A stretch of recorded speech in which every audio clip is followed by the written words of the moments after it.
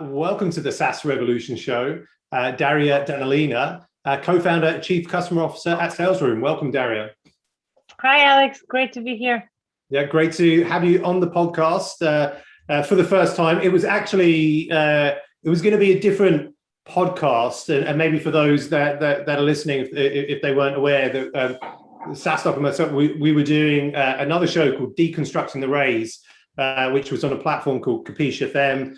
Where we were like going deep into how founders have successfully raised pre-seed, seed, Series A, and that platform got acquired by some other company, and then they shuttered that down.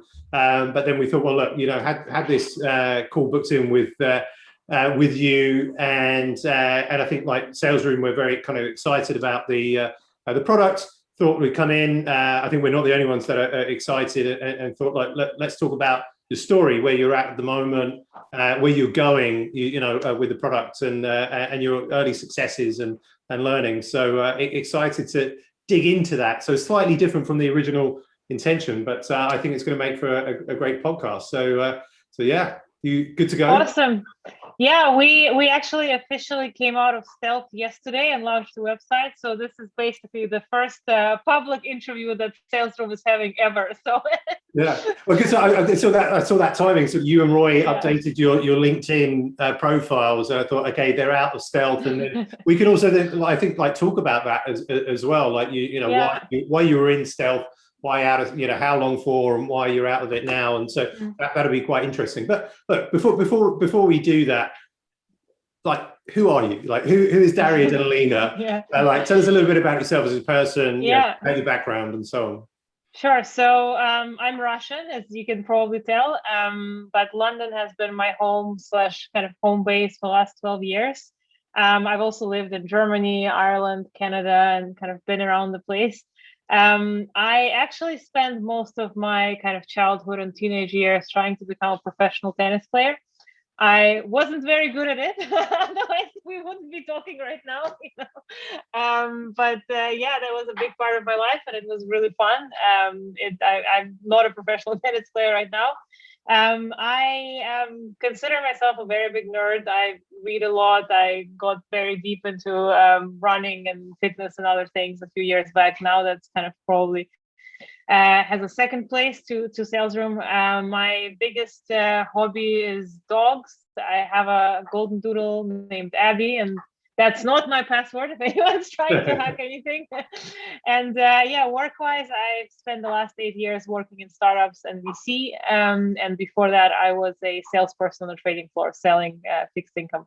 Cool, very good, great stuff. Thanks for sharing that. And you did warn me, and for the listeners there, that your golden doodle is currently asleep and could potentially wake up and ask to be fed and so on. But as I say, this is kind of like to be expected sort of these days, as we're all on Zoom, or soon to be Salesroom for different purposes, right? So let's talk about Salesroom. So you talked about your past sort of background from, I guess, the years of trying to be a tennis pro to being in sales, to being in VC, and now you've co-founded a SaaS company. I guess, like, why did you want to co-found a SaaS company, and what was the story of getting together like with Roy and coming up with Salesroom?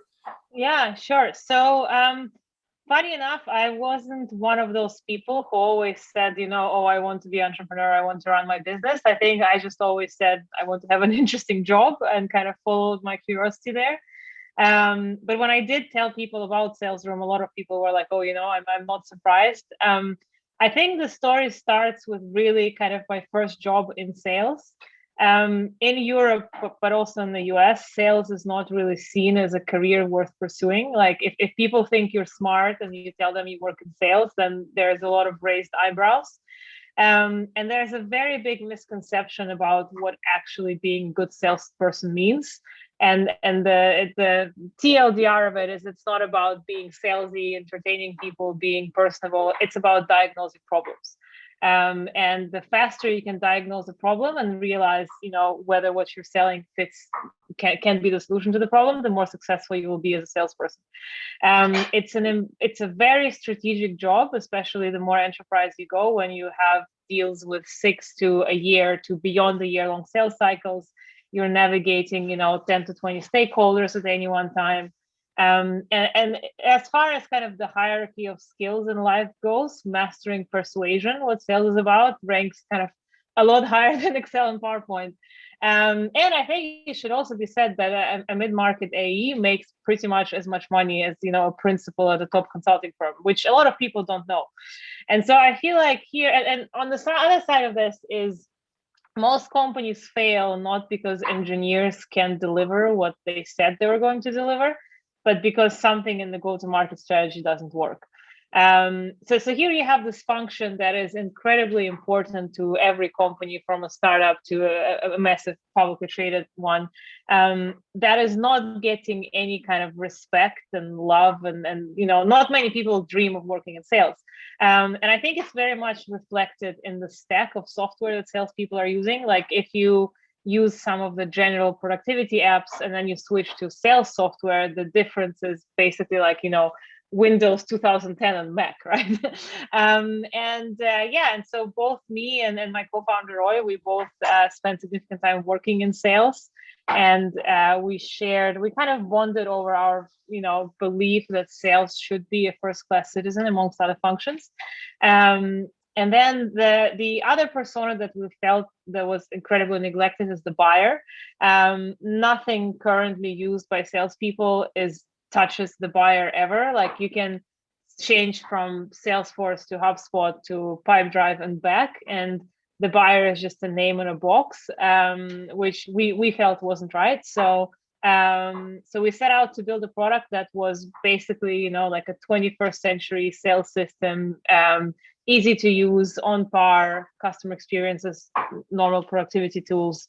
And COVID really was just an accelerator, sort of a kick in the backside, and, sort of a good timing, right? Rather than being Salesroom being a response to COVID. Yeah. I mean, well, actually, just on that point, I mean, how SaaS or how COVID has been accelerated for many SaaS companies, right? Which is kind of logical, and especially like ones to name, like Hopin, for instance, and how it's been that accelerant, and really helped sort of drive the growth of and change the way that people are working. So definitely from a timing side of things, it seems like your idea to product solution and where the world is sort of right now, it seems like a great fit to a problem that people are having. So sales kind of before going into COVID already was 50-50 between direct and what we call inside sales. And it has been going that way for many reasons, mostly kind of productivity and cost. Traveling salespeople are very expensive and not very productive, just by sort of number of meetings a day you can have. But at the same time, if you are a buyer and you're about to pay 6 figures for a solution, you can or cannot do a POC. It's very hard to trust people when you've never met them face to face, right? There is this element that I think was very hard to bridge, and we're hoping that I'm not saying face to face meetings are going to disappear entirely, but I think that the tools for building that trust remotely should be a lot better than they are right now. Definitely. And how did you how did you meet Roy? And because he's had a pretty sort of like decent exit, so he's a second time founder, had a pretty decent exit. How did you guys meet? Yeah, so we met at a company called Codility, where, so as I said, I was an investor before. The fund I worked for backed Codility, and Roy invested in Codility as an angel investor and helped them with their go-to-market strategy. So we met at another startup. Cool, very good. Yeah, we know Codility, as in Natalia is the CEO there, and she's spoken at a few SaaStock events over the last sort of year. So good to know. I actually didn't know that background. And so then I guess you Salesroom sort of raised some pre-seed funding with Village Global and Seedcamp as the lead investors. How did you go about that? I guess you've gone from being a VC to now raising capital, did that obviously have given you some insights and a bit of an advantage in terms of what to do, right? But yeah, tell us a little bit about how you raised and why those investors. Yeah, for sure. So I think we started kind of by really, really deeply understanding the space we're in. And conducting a lot of interviews, asking people kind of quite in-depth and embarrassing questions from, how do you take notes? Are you worried that people hear you typing? Where do you position your camera when you speak to people, right? Which other tabs do you have open, right? So we probably spend a few months really kind of deeply interviewing our potential users, kind of mostly people from our networks, because we both have been working with sales, and we've designed this whole workflow of what we think the process should look like. At this point, we didn't think about the cost of building it, like, is it even feasible to build it? We just designed this perfect workflow, and we had kind of a freelance designer in Ukraine helping us build, like, visualize what we think the experience would be like.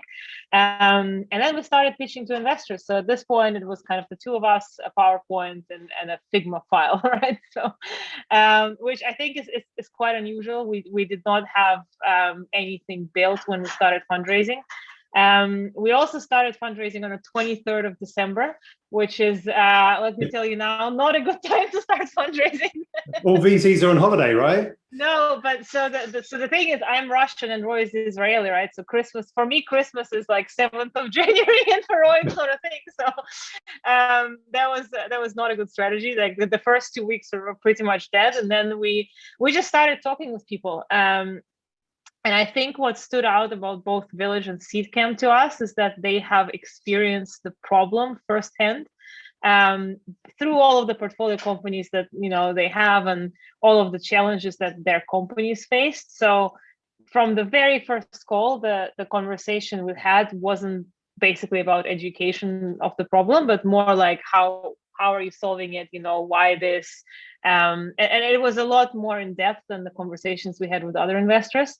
And I think we kind of, we picked them because we felt that we were very much aligned on, the opportunity and how to go about it. We also had a very opinionated approach to the product. So we come with like a pre-backed workflow for virtual meetings. And, there are people who don't agree with this. There are others who agree with it. So it's pretty much about finding the right fit. It took us probably 6 weeks to get, the main kind of, people there and details ironed out, including the two dead ones. So I don't know. I hate giving those benchmarks because I think everyone's journey is very individual, and I don't want anyone to feel like if it takes longer, it's worse. It's just everyone has their own journey.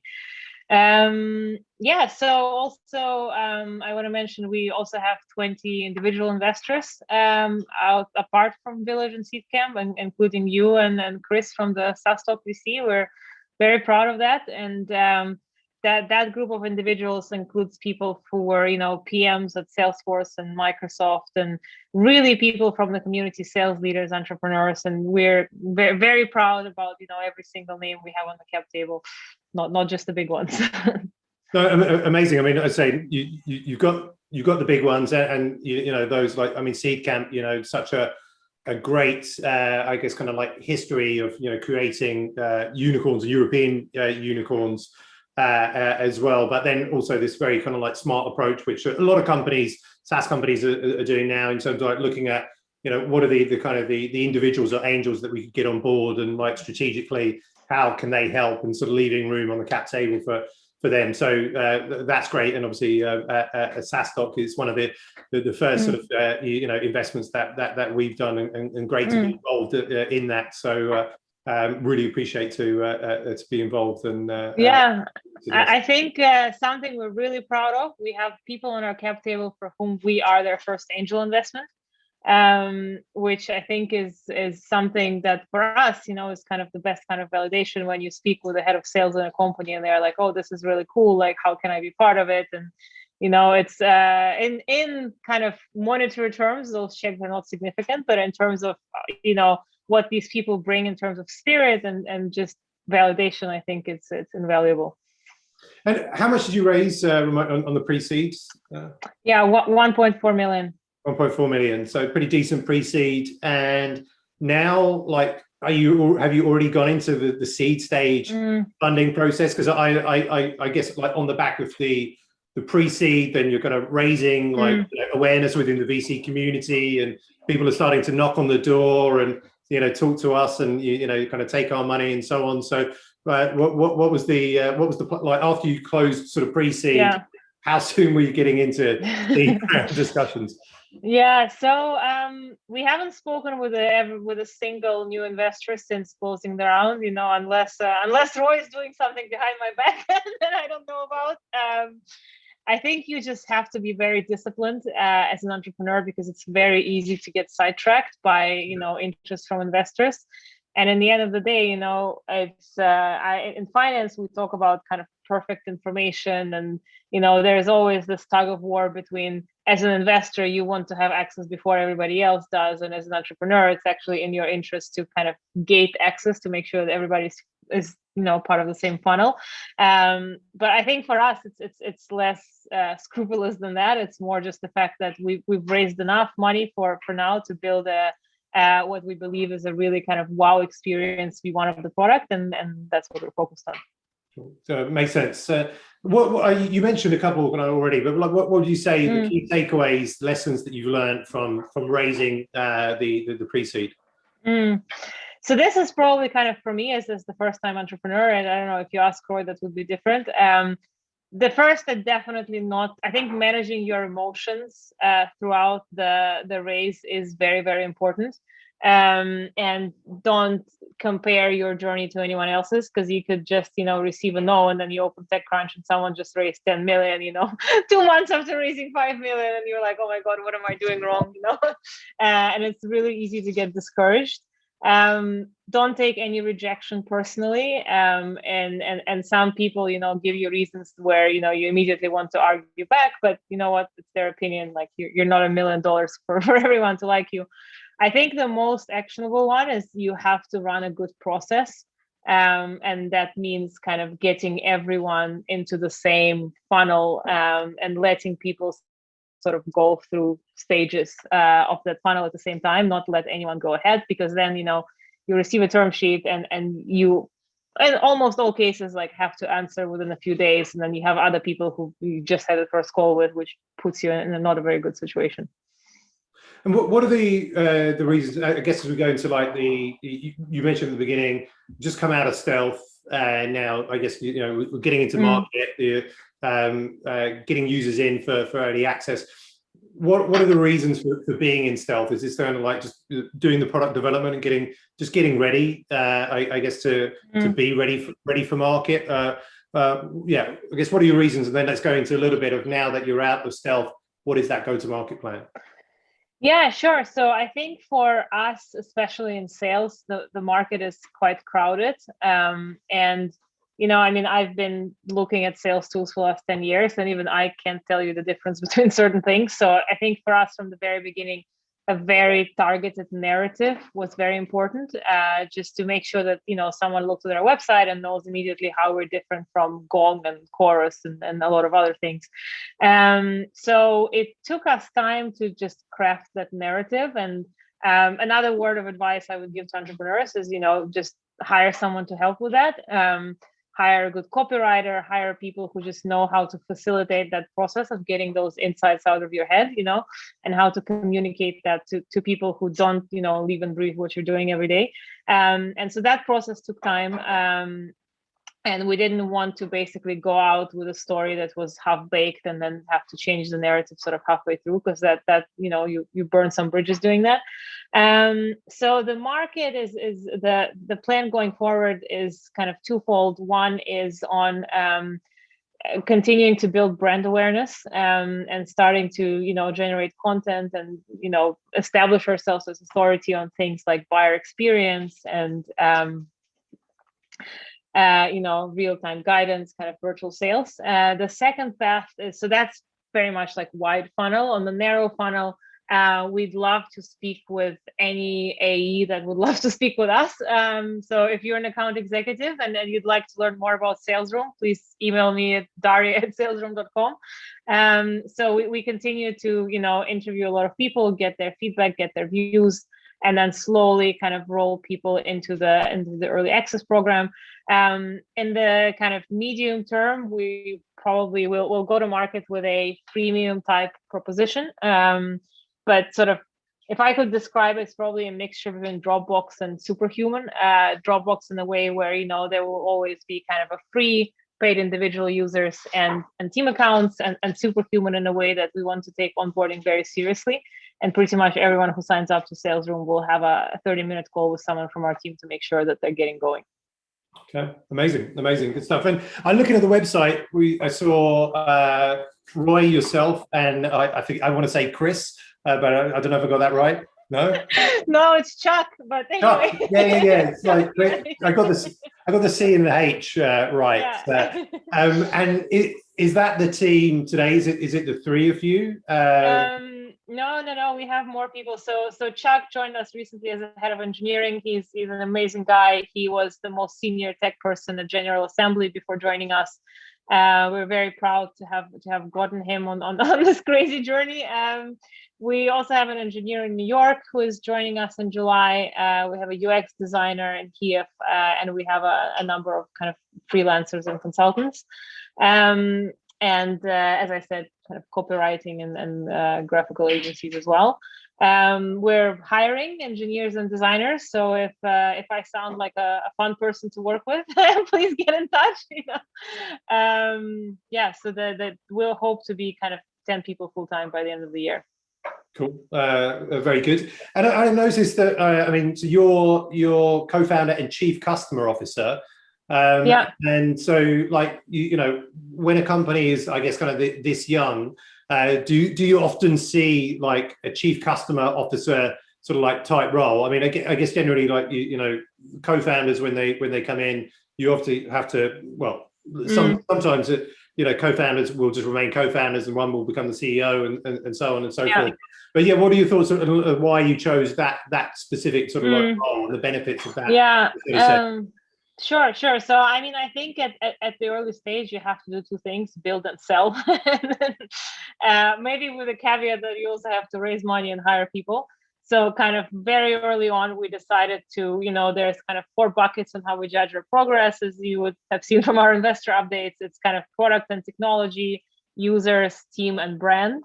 And we split that where I look after users and team, and my co-founder Roy looks after product and brand. And I think I always had this question where, like, if you're a co-founder but you're not a CEO or a CTO, like, what are you? So I think initially I kind of called myself the CEO, but that never felt like it was the right title. Also saying that I'm not a believer in titles anyway. It's and then I think that at the end of the day, like, my role right now is to make sure that the voice of the users is represented at the tech conversation. So probably kind of what I do day to day is speak to users and bring those insights into the product team. And it felt to me that Chief Customer Officer was the most appropriate title to do that. I also came up with it before I Googled and said that there is this role at large tech companies, so I don't know, maybe I'll change it. Let's see. Yeah, well, it's one of those things. I mean, like, again, like, I guess for me, my personal experience and from what I've seen, when I started SaaStock, I was like, co-founder of SaaStock, and I evolved in taking the role of CEO. Actually, never really felt comfortable for the first couple of years. I think, like many founders do, like calling myself the CEO. Like, what am I, the CEO of a 4-person company? Back then. It seems sort of quite strange, but then obviously as we sort of grown, then you grow into that. But again, we often see many founders, like, it's good to have a title to kind of say, well, this is where I'm specifically focused in, looking after this kind of area. And these things kind of change, and we've seen like Martin Henk, who's one of the co-founders of Pipedrive, who's an investor in SaaStock. I think he's had like 4 or 5 different roles at Pipedrive, before he kind of left the business, and different titles, from being that original co-founder, right? So I think things kind of change. But it should definitely reflect kind of what you do on a day-to-day basis, more so than anything else. And I think a lot of people struggle with that.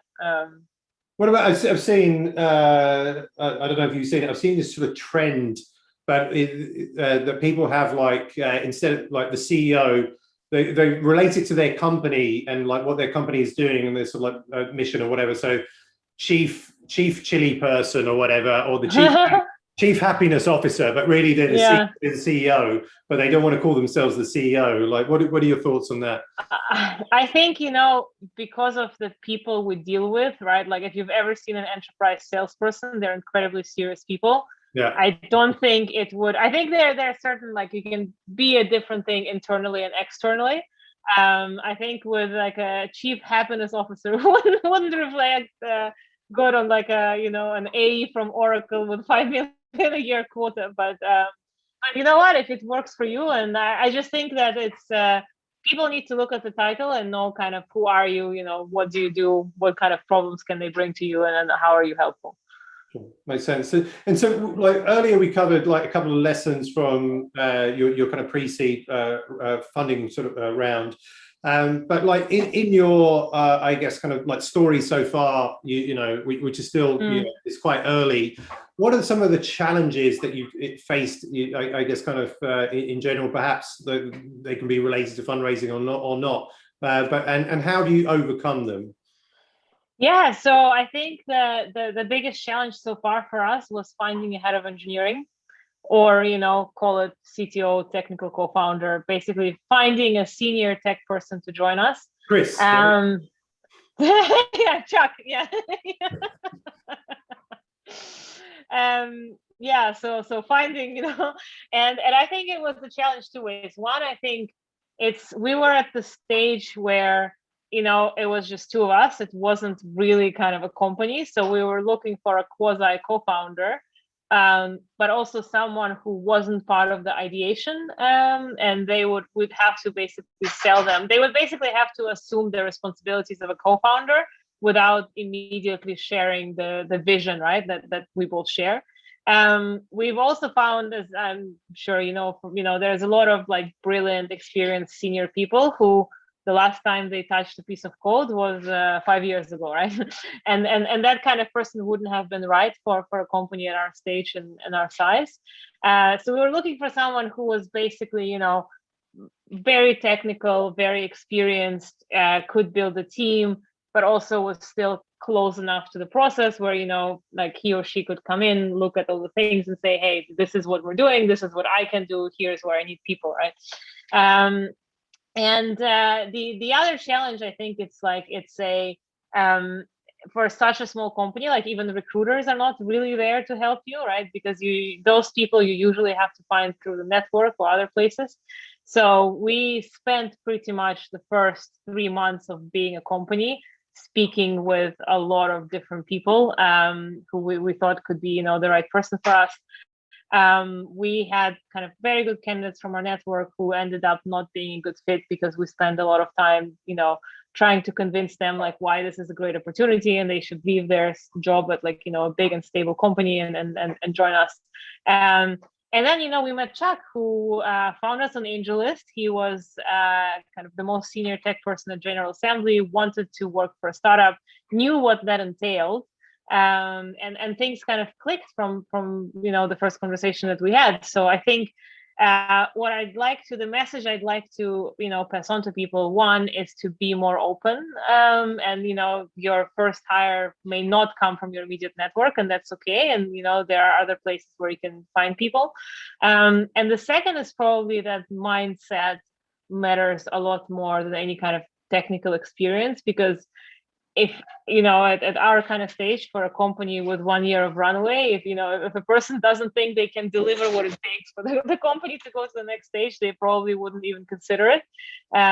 So I would say kind of, if someone's not sure of joining a startup and wanting to get in that early, say thank you and move on to the next person who is. Great lessons. Appreciate you sharing those.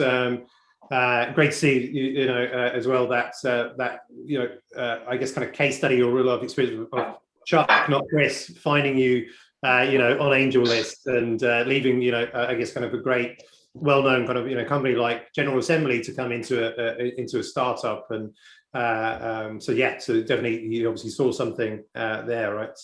Which is good. Tell us, so a couple of final questions. Like one, what's next for Salesroom? So you given where you are now, given that you've kind of come out of stealth, like looking at the next 12 months or maybe even less, like what's next? And then where can people find and learn more about Salesroom? Sure. So immediately, I think we're expanding our beta testing program. We are interviewing account executive all day, every day. So if you are an account executive, please do reach out. We'd like to speak with you. We want to be kind of consistent about telling our story and educating the world on why they should approach virtual sales differently from in-person interaction and how we can be helpful in that. And then probably in a few months' time, we go back to the market to raise a seed round and go at it even faster. We are on salesroom.com. That was a very expensive domain name, as you can guess. I can imagine, yeah. It would make me very sad if people don't go to the website, so please do. We're all on LinkedIn, so feel free to connect on LinkedIn with any one of us or all of us. And if you're looking for a company to join, please do consider us, and you can reach me on daria@salesroom.com. Awesome, good stuff. Well, looking forward to testing out the product and obviously following the story more and seeing the success that hopefully you guys will be getting this year, but no doubt I'm sure that'll be happening. So Daria, thank you so much for sharing with the SaaS Revolution Show and the SaaStock sort of founders and audience that's listening today. Really appreciate it. It's a great story early on, and looking forward to follow the success over the next while. Thank you. Looking forward to having the success for you to follow. Good stuff. Well, thank you so much, Daria, and we'll looking forward to hearing more. Awesome. Thank you.